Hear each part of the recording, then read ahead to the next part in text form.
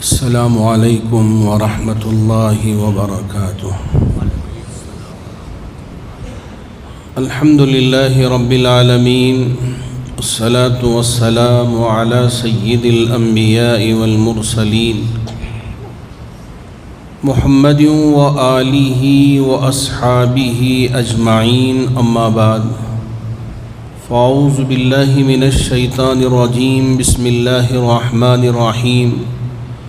لَتُبْلَوُنَّ فِي أَمْوَالِكُمْ وَأَنفُسِكُمْ وَلَتَسْمَعُنَّ مِنَ الَّذِينَ أُوتُوا الْكِتَابَ مِنْ قَبْلِكُمْ وَمِنَ الَّذِينَ أَشْرَكُوا أَذًى كَثِيرًا وَإِن تَصْبِرُوا وَتَتَّقُوا فَإِنَّ ذَلِكَ مِنْ عَزْمِ الْأُمُورِ صدق اللہ مولانا العظیم۔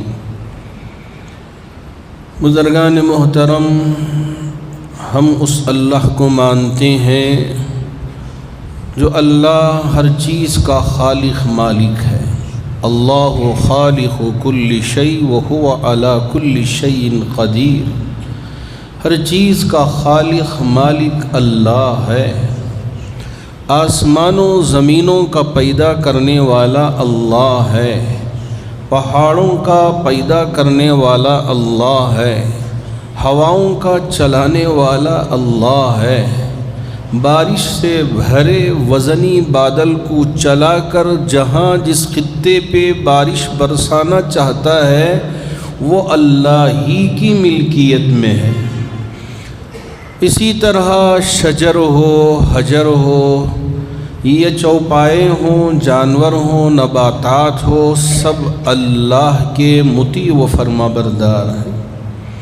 ہم اس اللہ پر ایمان لائے ہیں اور اس اللہ کے نبی کی رسالت کو تسلیم بھی کیا ہے، تو اسی لیے ہم اس کلمے کو پڑھتے ہیں کہ لا الہ الا اللہ محمد الرسول اللہ۔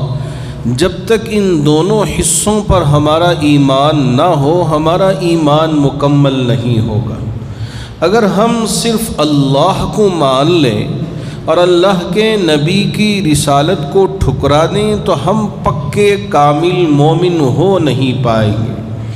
جب گواہی ہم دیتے ہیں تو اسی طرح کی گواہی ہم دیتے ہیں کہ اشہد ان لا الہ الا اللہ و اشہد ان محمدًا عبدہ ورسولہ۔ میں اس بات کی گواہی دیتا ہوں کہ اللہ کے سوا کوئی معبود نہیں، اور اس بات کی بھی گواہی دیتا ہوں کہ ان محمدًا عبدہ ورسولہ، یہ اللہ کے بندے بھی ہیں اور اللہ کے رسول بھی ہیں۔ اگر ان دونوں باتوں کی ہم گواہی دیتے ہیں تو ہمارا ایمان کامل ہوگا، مکمل ہوگا۔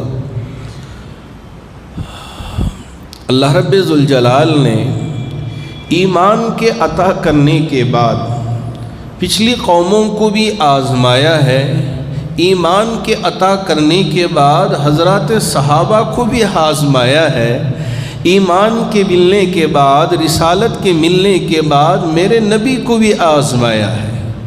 اسی لیے اگر آزمائشیں آتی ہیں تو اس سے ہم آزردہ ہو کر یہ ہے کہ ہم اس سے بیزار ہو کر ایمان ہی کو بیچ دیں اور ایمان کو سودا کر لیں، تو ہم سے زیادہ نقصان اٹھانے والا کوئی اور ہو نہیں سکتا۔ اللہ رب ذوالجلال نے اسی کی طرف وضاحت کرتے ہوئے قرآن مجید میں ارشاد فرمایا، لَتُبْلَوُنَّ فِي أَمْوَالِكُمْ وَأَنفُسِكُمْ۔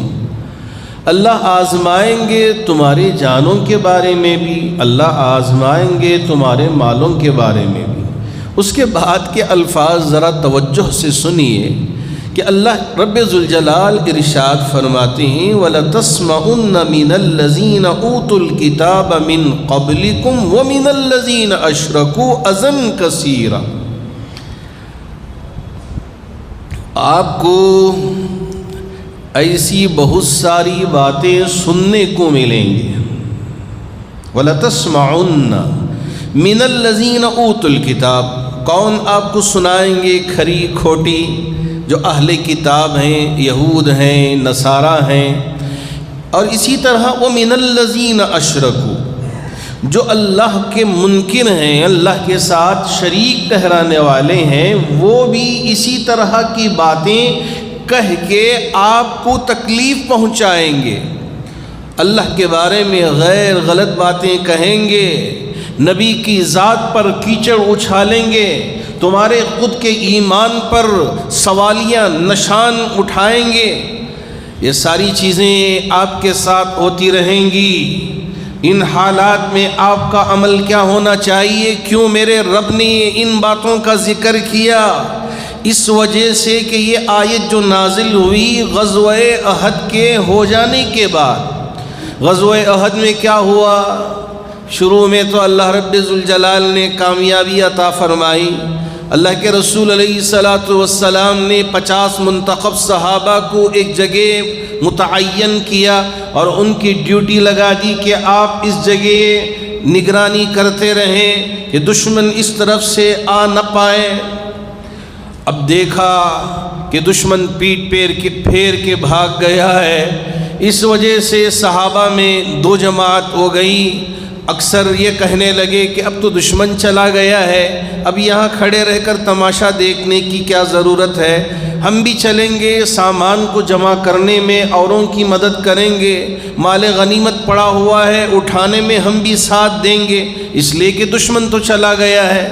بعض صحابہ نے یہ کہا اللہ کے رسول علیہ السلام نے ہماری ڈیوٹی یہاں لگائی ہے، جب تک اللہ کے رسول علیہ السلام کا بلاوا نہ آ جائے اور ہم کو طلب نہ کر لیں، ہم اس جگہ کو چھوڑنے والے نہیں ہیں۔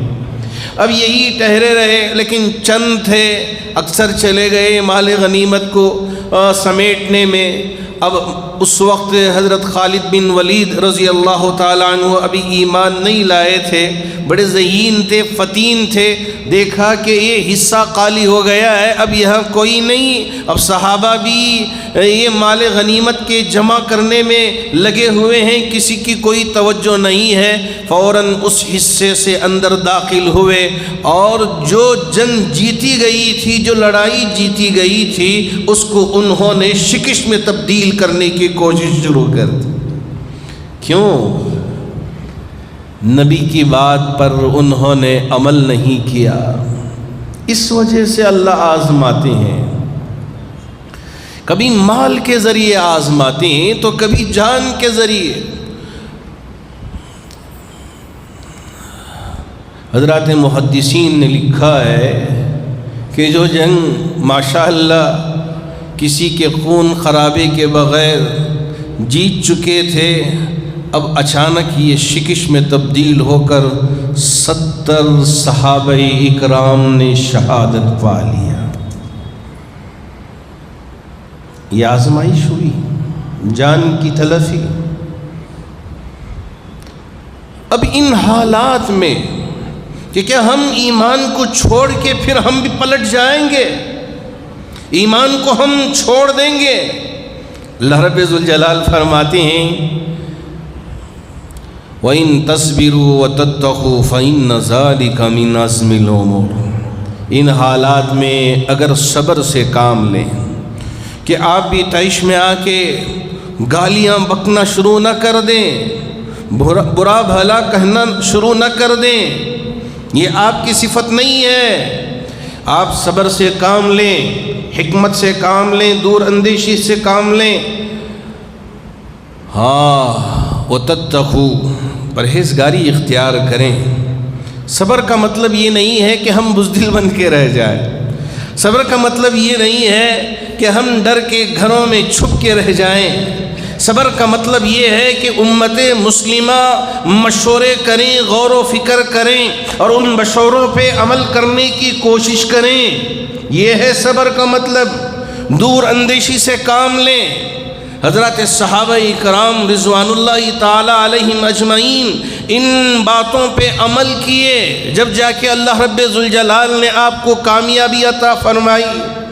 اسی لیے قرآن میں اللہ رب ذوالجلال نے یوں ذکر کیا احسب الناس ان یترکوا ان یقولوا آمنا وهم لا یفتنون، کہ تمہارا خیال یہ ہے احسب الناس ان یترکوا ان یقولوا آمنا، اب تک یہ کہہ رہے تھے کہ ہم مومن ہو گئے ہیں، ہم نے ایمان لا لیا، اللہ پر ایمان لایا، اللہ کے رسول پر ایمان لایا۔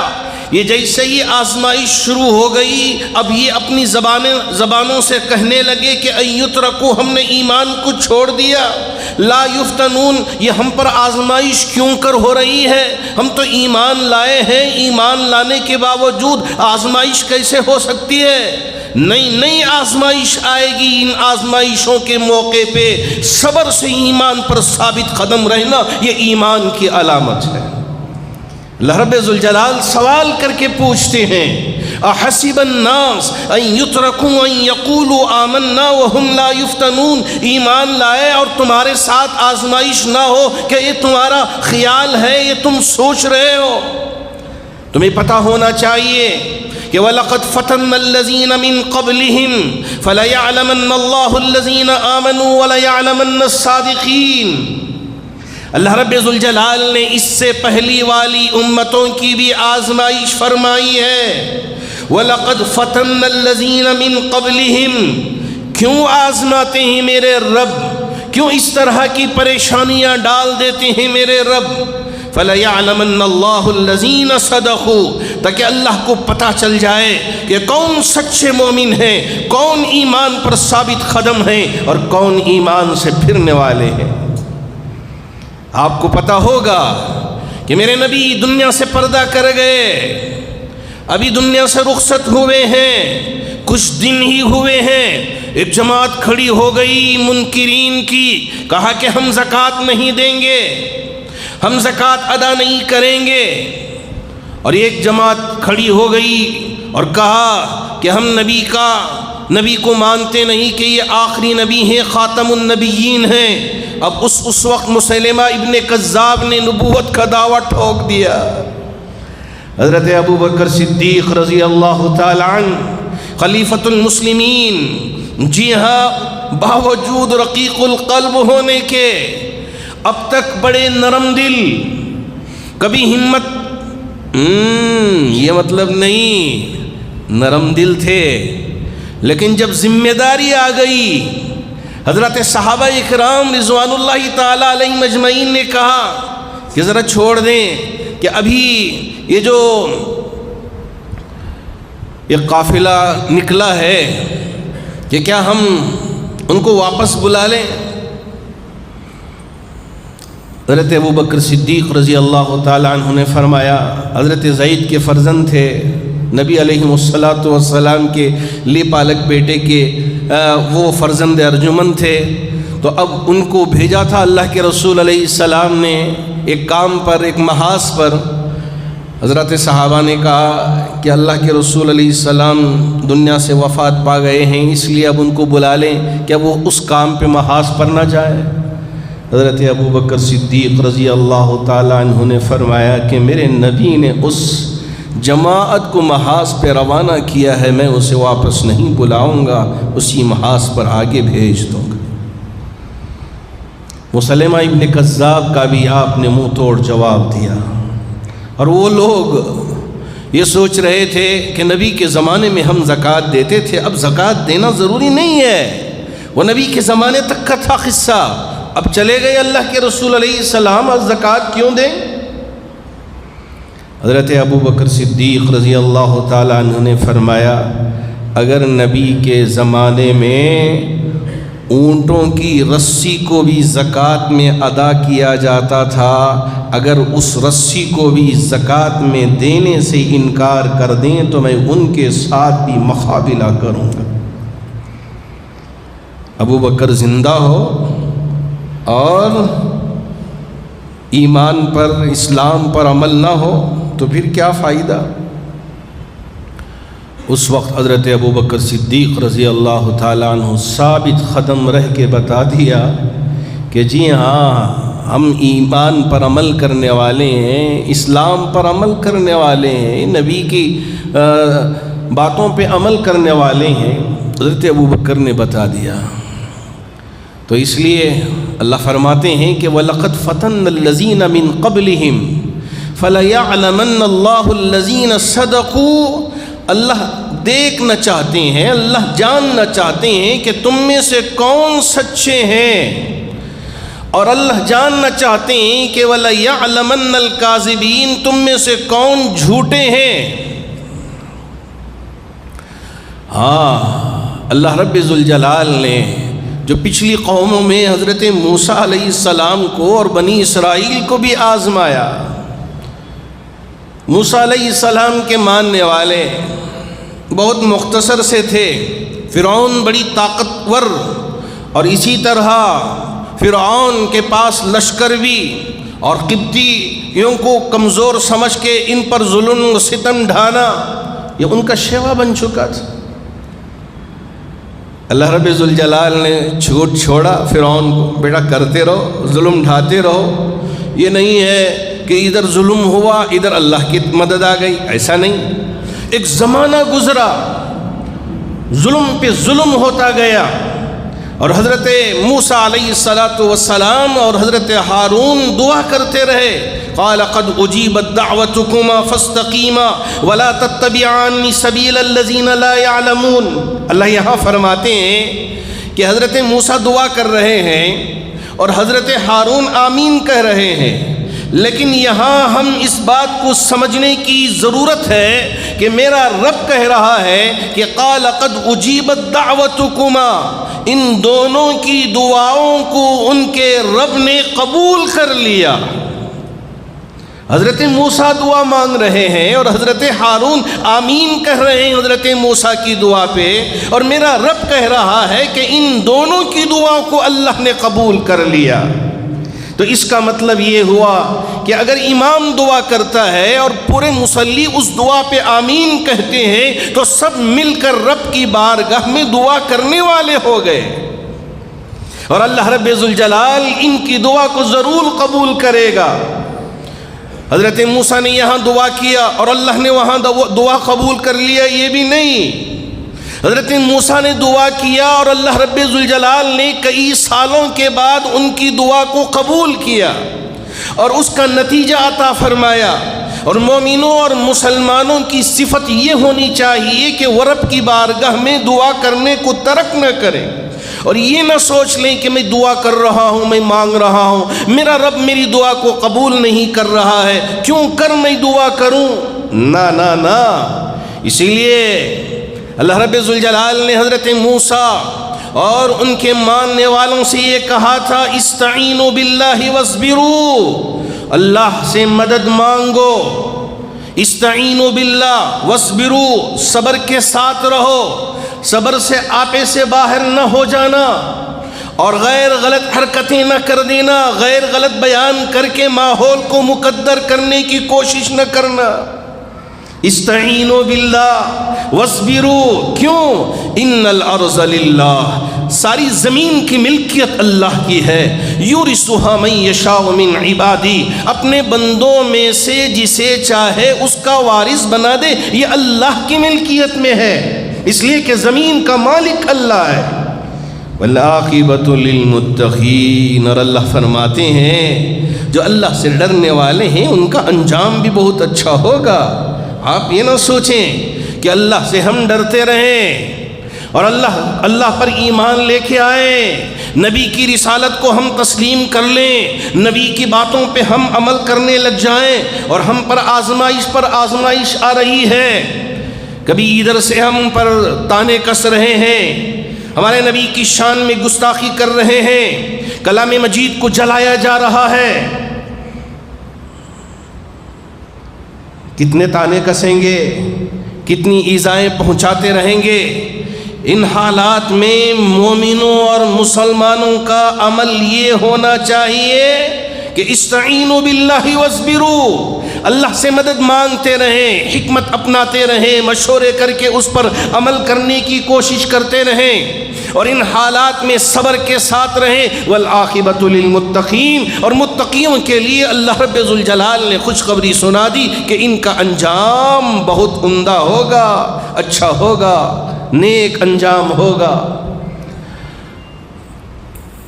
یہ جو حالات ہیں، ان حالات میں چونکہ بہت ساری ہماری بچیاں اور ہمارے لڑکے آفسوں میں کام کرتے ہیں، وہاں دوسرے مذاہب کے لوگ بھی آفس میں کام کرتے ہیں، تو مجھے بہت ہی افسوس کے ساتھ کہنا پڑتا ہے کہ ان کے ساتھ محبت کے رشتے میں جڑ کر اپنے ایمان کا سودا کر بیٹھتے ہیں۔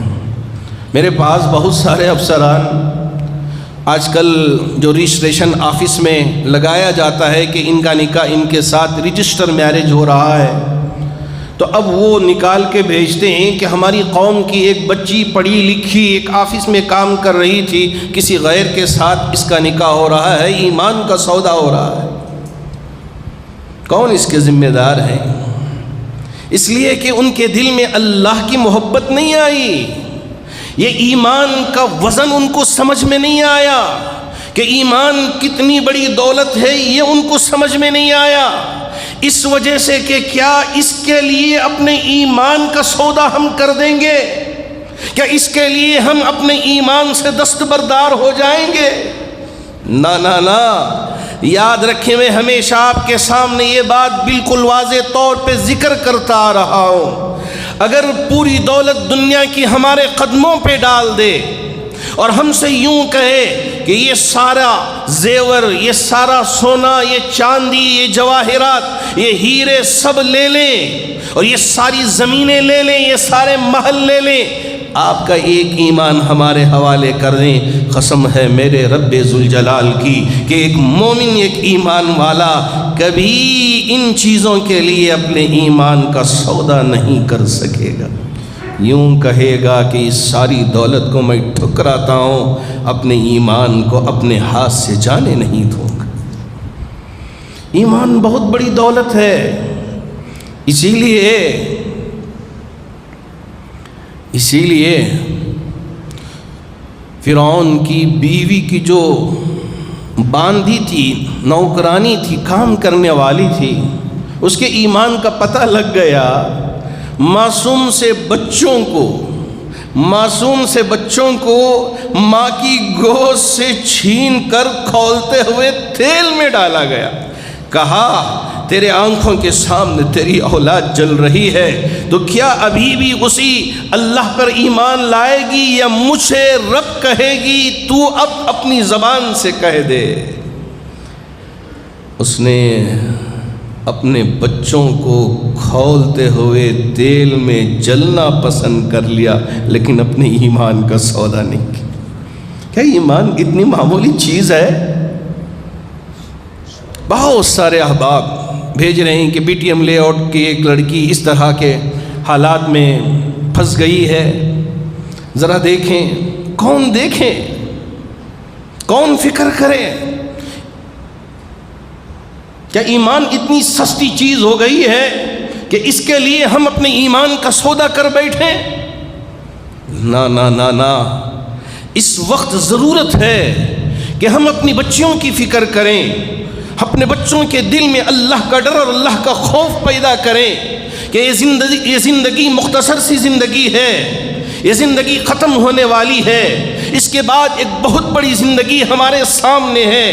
اس زندگی میں اگر ہم سرخرو ہونا ہے، اس آزمائش کے دور میں ہم ایمان پہ کھرے اترنا ہے، اپنے ایمان کا سودا کرنا نہیں۔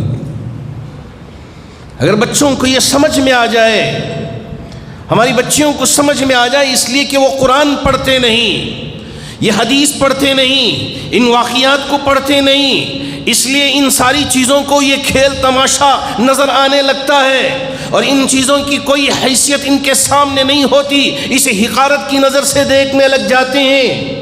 اگر ان کو پتہ چل جائے کہ ایمانی قوت کتنی ہے، ایمانی طاقت کتنی ہے، جس اللہ کو ہم مانتے ہیں اس کی طاقت کتنی ہے، جس نبی پہ ہم ایمان لے کے آئے ہیں اس نبی کا مقام و مرتبہ کتنا ہے، کبھی ایمان کا سودا نہیں کریں گے۔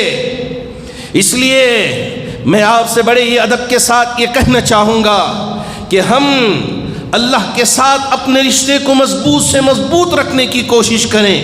اپنی اولاد کو اگر پڑھا رہے ہیں لکھا رہے ہیں ضرور پڑھائیں ضرور لکھائیں، اس میں کسی طرح کی کوئی ممانعت نہیں ہے.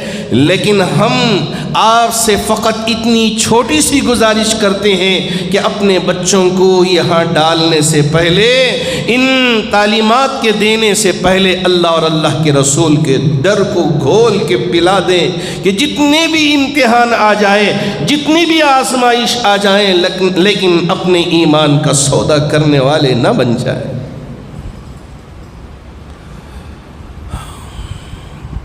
ایک طرف ماں باپ سوچتے ہیں کہ میرا بچہ میری بچی بہت بڑی اسکول میں پڑھ رہی ہے، کالج میں پڑھ رہی ہے، اور سوچ کے لے جا کے ڈالتے ہیں. اب وہاں کے حالات سے اس لیے کہ اس کا ایمان بنا نہیں ہوتا، اس کے دل میں اللہ اور اللہ کے رسول کا ڈر اور ان کی عظمت نہیں پیوست ہوتی. اب دیکھتے ہی ماحول، اب اس میں اس کے رنگ میں رنگ جاتے ہیں، اب اپنے ایمان کا سودا کر بیٹھتے ہیں. ان کو پتہ بھی نہیں چلتا کہ میں نے کتنی بڑی غلطی کر بیٹھی.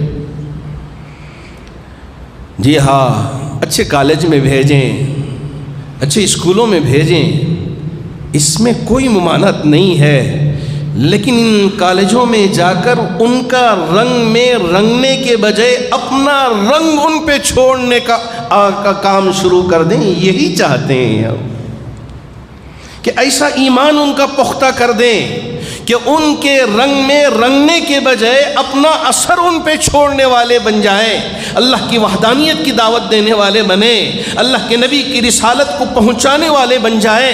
ایسی ہماری اولاد ہو جائے کہ وہاں بھی جا کے کنتم خیر امت اخرجت للناس تأمرون بالمعروف وتنہون عن المنکر کا کام انجام دے رہے ہیں. تعاونوا علی البر والتقوی ولا تعاونوا علی الاسم والعدوان کے مشن پر کام کر رہے ہیں. یہ ہماری اولاد اس طرح سے وہاں ان کے بیچ میں رہ کے یہ کام کر رہی ہے. ایسی اولاد کو ہم کو بنانے کی ضرورت ہے کہ ان کو قرآن پڑھنے آ جائے، قرآن سمجھنے پہ قادر ہو جائیں، اللہ اور اللہ کے رسول کی باتوں کو سننے والے اور اس پر عمل کرنے والے ہو جائیں. جی ہاں، اگر یہ پیدا ہو گیا، اب اس کے بعد آگے کی تعلیم حاصل کر کے IAS کی ڈگری حاصل کر رہا ہے، PS کی ڈگری حاصل کر رہا ہے، پائلٹ بن رہا ہے، سائنسدان بن رہا ہے، ضرور بننے دیجئے. اس میں کسی طرح کی کوئی خبات یا برائی بالکل نہیں ہے. برائی کب ہے کہ ایمان کو چھوڑ دیں اور ان ڈگریوں کو حاصل کر کے ان کے رنگ میں رنگ جائیں اور ان کے ساتھ ہو جائیں. یہاں خرابی پیدا ہوتی ہے. اللہ کرے کہ جو چیز سمجھانے کی میں کوشش کر رہا ہوں، اللہ اسے بھی مجھے بھی سمجھنے کی توفیق دے دے، اور آپ میں سے ہر ایک کو بھی ان باتوں کو سمجھنے کی توفیق عطا فرما دے. اللہ کا شکر ہے کہ ماشاءاللہ ہمارے ملک کے لیے بڑی فخر کی بات ہے کہ اللہ رب ذوالجلال نے جو ہمارے سائنسدان کئی سالوں سے رات دن کوشش کر رہے تھے کہ چندریان 3 کا جو ماشاءاللہ انہوں نے جو کام شروع کیا تھا کئی سالوں سے، اس پر محنت ہو رہی تھی، اب تک کامیابی نہیں ملی تھی. اللہ کا بڑا فضل ہے کہ ہمارے ان تمام سائنسدانوں کے لیے اللہ نے کامیابی عطا فرمائی، اور ابھی کچھ دن پہلے یہ چندریان 3 کا جو مشن تھا وہ کامیاب و کامران ہو گیا. میں ہندوستان کے تمام مسلمانوں کی جانب سے ہمارے اسرو میں کام کرنے والے تمام سائنسدانوں کو بہت دل کی گہرائیوں سے مبارکباد پیش کرتا ہوں. جی ہاں، سائنس یہ بہت بڑی چیز ہے، یہ بہت بڑا میدان ہے. آپ اگر ہمارے ان سائنسدانوں کے ناموں میں تلاش کریں گے تو مسلمان سائنسدان بھی ملیں گے. اسرو میں کام کرنے والے مسلمان بھی ہیں، غیر بھی ہیں، سب مل کے کام کیا تو اللہ رب ذوالجلال نے کامیابی عطا فرمائی ہے. یہ ہمارے ملک کے لیے بڑے فخر کی بات ہے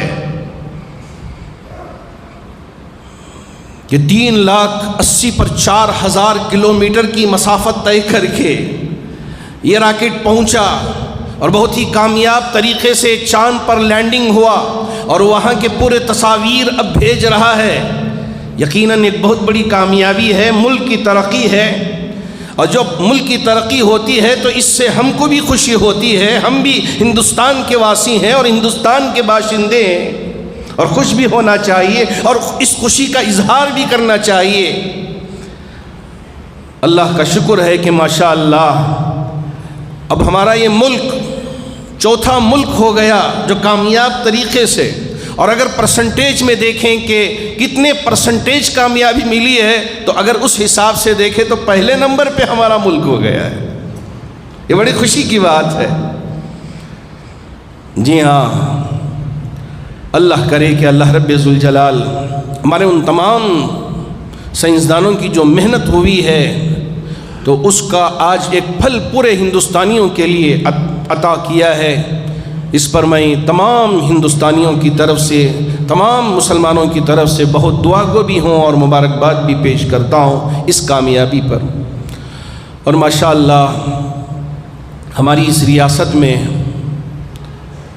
جو اس وقت موجودہ حکومت ہے اس نے 5 گارنٹیز اسکیموں کا اعلان کیا تھا، اور اس کا جو ثمرہ ہے یہ صرف ایک منتخب کمیونٹی کے لیے نہیں ہے بلکہ ریاست کرناٹک میں جتنے لوگ یہاں بستے ہیں سب کے لیے۔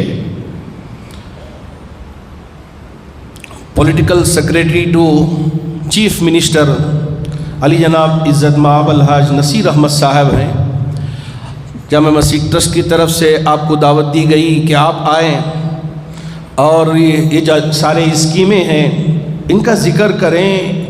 یقیناً ہماری قوم کے افراد بھی اس سے ضرور فائدہ اٹھانا ہے۔ بہت سارے ہمارے وہ غریب ہیں، بہت سارے ہمارے وہ ضرورت مند ہیں جو ان اسکیموں سے فائدہ اٹھا سکتے ہیں کہ اس کا طریقہ کار بہت سارے احباب کو پتہ نہیں چلتا کہ کیسے اس سے فائدہ اٹھایا جائے۔ اب وہ خاموش رہ جاتے ہیں، جب دوسرے فائدہ اٹھاتے ہیں بعد میں پتہ چلتا ہے کہ اس سے ہم بھی فائدہ اٹھا سکتے تھے، اس کا راستہ یہ ہے، اس کا طریقہ کار یہ ہے، تو اس وقت پریشان ہو جاتے ہیں۔ اگر ہم کو بھی پتہ چل جاتا، اگر ہم کو بھی معلوم ہو جاتا تو ہم بھی اس کو حاصل کرنے والے ہو جاتے۔ ہم کو معلوم نہیں ہے۔ جامع مسجد ٹرسٹ نے یہ کوشش کی کہ آپ کو دعوت دیں اور ان ساری باتوں کو آپ کے ذریعے سے آپ تک رکھیں اور قوم کے افراد اس سے فائدہ اٹھائیں اور ہماری قوم کو بھی بھرپور اس کا فائدہ ملے۔ اور ساتھ ہی ساتھ جامع مسجد ٹرسٹ نے ایک مجلے کو بھی تیار کیا ہے، کیونکہ اس وقت جو مسلم پرسنل لا ہے اس پر مختلف نگاہیں کسی جا رہی ہیں، یکساں سول کوڈ کو لانے کی کوششیں ہو رہی ہیں۔ ایسے میں مسلم پرسنل لا کیا ہے اگر مسلمان ہی نہ سمجھیں اور ان کو ہی پتہ نہ چلے کہ یہ ہے کیا، تو ایسی صورت میں ہم کیا جواب دے سکیں گے؟ تو جامع مسجد ٹرسٹ نے ایک چھوٹی سی کوشش یہ کی کہ بالکل مختصر الفاظ میں، اس لیے کہ آج کل کا دور بڑی بڑی کتابوں کے پڑھنے کا زمانہ نہیں ہے، بالکل چھوٹی چھوٹی باتوں کو اپنے ذہن میں رکھ کر اس پر اگر عمل کر لیتے ہیں تو یہ بہت بڑی کامیابی ہو جائے گی۔ اسی وجہ سے ٹرسٹ نے یہ کوشش کی ہے کہ ان تمام باتوں کو بالکل مختصر سی ایک چھوٹی سی ایک کتابچے میں تیار کر کے جو ہمارا مجلہ نکلتا ہے اس میں جمع کیا ہے، اور آج کا اجرا بھی ہمارے جو کابینٹ درجے کے وزیر کی حیثیت رکھتے ہیں کہ انہی کے ہاتھوں عمل میں آئے۔ اس لیے میری آپ سے گزارش ہے کہ آپ احباب نمازوں سے فارغ ہو کے تشریف رکھیں، انشاءاللہ آپ تک آپ کا پیغام بھی پہنچے گا اور یہ پیغام دوسروں تک بھی پہنچے اور سب اس سے فائدہ حاصل کرنے والے بن جائیں۔ اللہ اس کی توفیق عطا فرمائے۔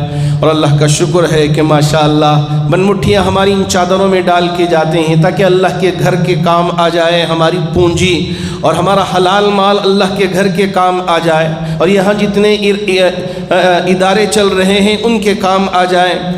اور ماشاءاللہ چاہے وہ 10 روپے ہوں، چاہے وہ 100 روپے ہوں، چاہے بڑی رقم ہو، سب اللہ کی بارگاہ میں قبولیت پائیں گے انشاءاللہ۔ ہمارے چھوٹے تاجر بھی آ کے مجھ سے کہتے ہیں کہ مولانا ہفتہ بھر میں اپنی تجارت راستے پہ کرتا ہوں، لیکن الگ کر دیتا ہوں، تھوڑی رقم اس میں سے ہٹا دیتا ہوں تاکہ جمعے کے دن اس پوٹلی کو، ان کے الفاظ میں، اس پوٹلی کو لا کے اللہ کے گھر کے لیے ان چادروں میں ڈال کے چلا جاؤں۔ اس لیے دعا کریں کہ اللہ میری اس رقم کو قبول فرما کر میری بھی مغفرت فرما دے۔ اللہ یہ نہیں دیکھتے کہ کتنا ڈال رہا ہے، اللہ یہ دیکھتے ہیں کہ کس جذبے سے ڈال رہا ہے۔ اللہ کرے کہ اللہ رب ذوالجلال ہمارے ان بھائیوں کے جذبے کو قبول فرما کر جتنے بیمار ہیں سب کو شفا عطا فرمائے، جو پریشان حال ہیں ان کی پریشانیوں کو دور فرمائے، جو قرض میں مبتلا ہیں ان کے قرض کی ادائیگی کی شکلیں و صورتیں پیدا فرمائے، جو مرحومین دنیا سے رخصت ہو چکے ہیں تمام مرحومین کی بھرپور مغفرت فرمائے۔ آمین وآخر دعوانا ان الحمد للہ رب العالمین۔